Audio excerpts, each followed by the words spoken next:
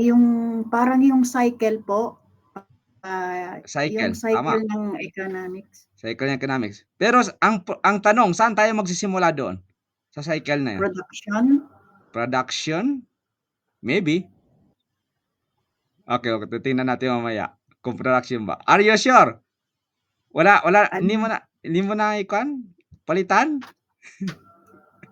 Production, first po no? production. Opo, production, alangan naman po napunta tayo sa Oo. distribution without production, Aha, um, masyaallah, masya consumption without production, masyaallah.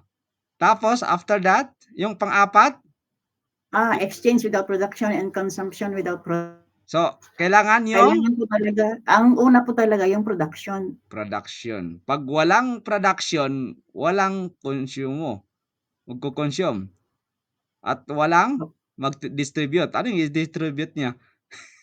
Tama naman, Depende masyaallah. depende po sa kung ano yung produce niya. Opo, opo. Jazakallah khairan Sister Lina, masyaallah. Okay, kukunin na natin. So, sino magbasa dito? Ta'riful lugha lang? Ta'riful iktisad lugatan. Ano po yung definition ng iktisad sa linguistic sa wikang Arabi? Ano ang ibig sabihin ng iktisad sa wikang Arabi? Ang iktisad po ay mula sa al-qasad, minal qasdi. Ibig sabihin ay katamtaman, balansi sa asal. Dito nag-ugat ang idea na ang ekonomiya ay maayos at makatwirang pamahala ng yaman. So, mula sa wika tungo sa technical. Kunin natin muna yung technical. Wakad insarafatid dalalatuhul istilahiyya ila tadbiril maash al-usrah bil mawaridil mutaha. So, mula sa wika, tungo tayo sa technical, al-istilahi. Sa pamilya po, narinig ninyo ito? Home economics, no?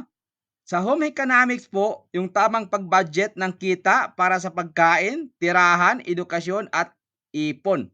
Sa lipunan po o bansa, mas malawak na pamamahala ng kabuhayan.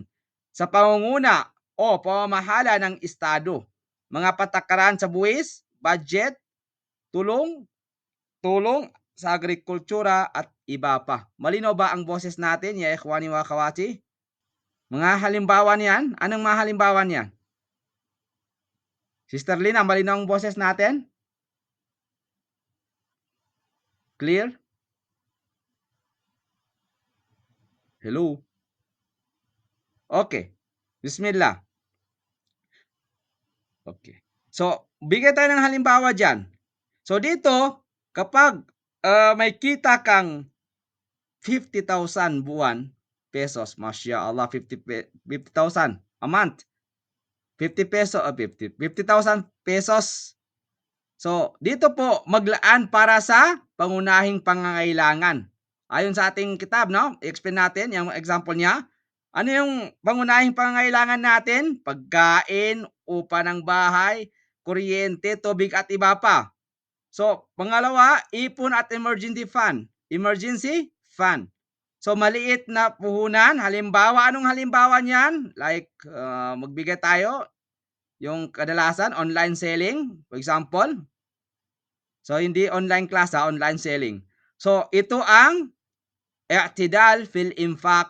Ano yun? I'tidal fil infaq, katamtamang paggastos na pumipigil sa pagkalubog sa utang. So, ano ang antas ng negosyo dyan? So, isang panaderya, for example.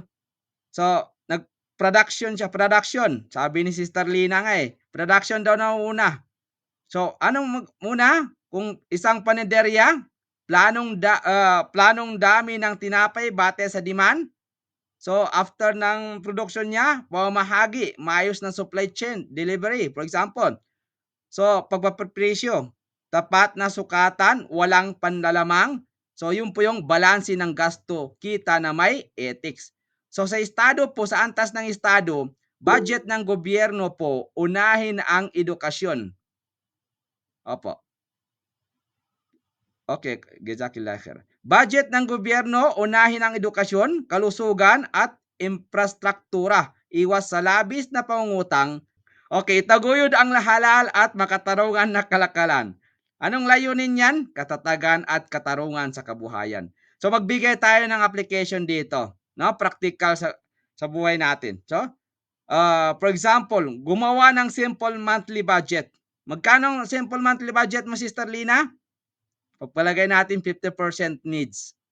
Tapos 30% goals, investment. Mashallah, 30% malaki-laki na 'yon. So 20% savings, no? O iakma sa kalagayan, depende sa kalagayan natin. So iwasan ang israf. Ano yung israf? Pag-aaksaya. At ang takdir, sobrang pagkakuripot. So hindi rin maganda na sobrang pagkakuripot at pag-asaya. So anong sabi ng taarif sa lugatan? Anong definition ng wika ng iktisad, ng ekonomiya?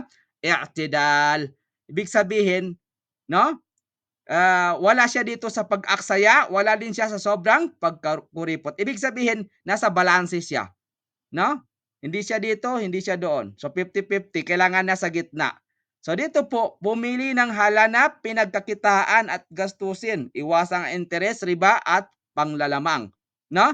So dito po, al-iktisad, ang ibig niyang sabihin sa lugatan ay katamtaman, balanse. Ano yung katamtaman na balanse? Yung iwasan ang israf, pag-aaksaya, at ang taktir. Iwasan ang taktir o bukal, Arabic, sobrang pagkakuripot, no? So bakit? Sabi ng iktisad sa lugatan sa definition niya sa linguistic, not istilah, hindi terminolohiya, iktisad ay katamtaman, balansi. Ayon sa aya na binasa ni Sister, no, Johaini, na waqsid fi mashyika waghdud min sautik. Kukunin natin mamaya-maya yan, no? So dito po, sa patungo tayo sa technical, no? Maayos na pamamahala ng yaman mula sa pamilya hanggang bansa. So ano po ang aral natin dito, no? Sa lugatan, sa definition ng iktisad sa lugatan. Ang aral po na makukuha natin dito ay moderation at responsableng paggastos. Ang susi sa katatagan ng kabuhayan. Tugma, saan siya tugma? Sa Quran, waqsid, no? Wagbud. So at sa hadis, ma'ala maniktasada, explain natin yan mamaya-maya. So ano po ang naintindihan ninyo sa ating explanation, or medyo makuan lang dahil ito ay iktisad, may +1 +2? Tafadhalo, samarin ninyo.